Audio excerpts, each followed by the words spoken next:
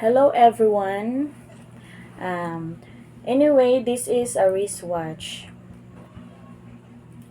When was the wristwatch invented? There is debate among the history of watches who actually created the first wristwatch, with some saying it was in the 16th century, others at the start of the 19th. Either way, at neither time was it an immensely popular piece of fashion.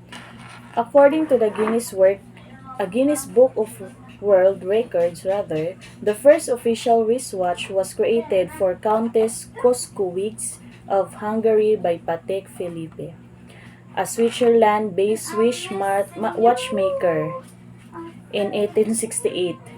That's debate among horologists, but the Swiss watch is one of the first we have a record of. Women began to wear them regularly in 19th century, but men didn't really take them until the start of the First World War. Men began wearing wristwatches for tactical reasons, not for fashion, but before watches soldiers would have to find some way to signal others on the battlefield before making a move, potentially revealing their plans to the enemy. With a wristwatch, though, they could coordinate a maneuver to begin at a specific time. As long as everyone's watches were synchronized, they could begin an attack without the possibility of alerting the enemy. At first, these were basically pocket watches attached to a leather strap.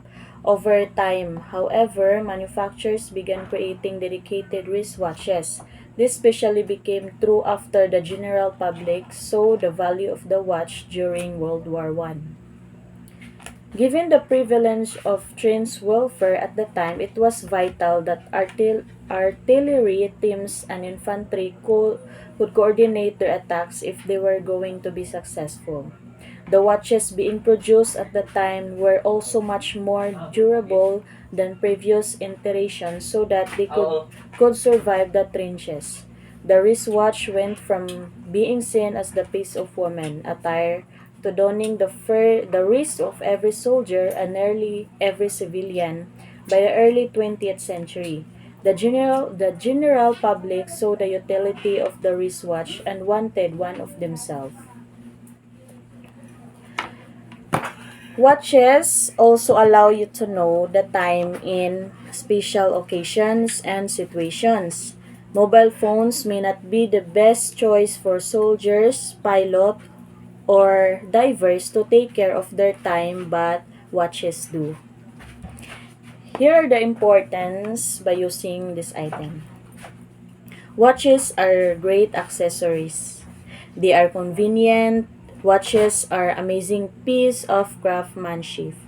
Most people underestimate the imminence of craftsmanship that goes into crafting a high-end timepiece and even into some lower-end watches.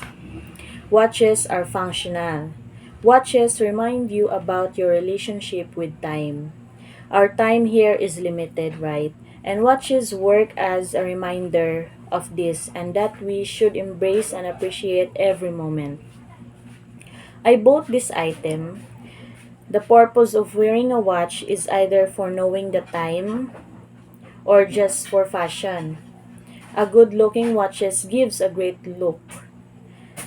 And also watch keeps with time, it keeps you connected, it keeps up with your work and it keeps up with your lifestyle. That's all. Thank you.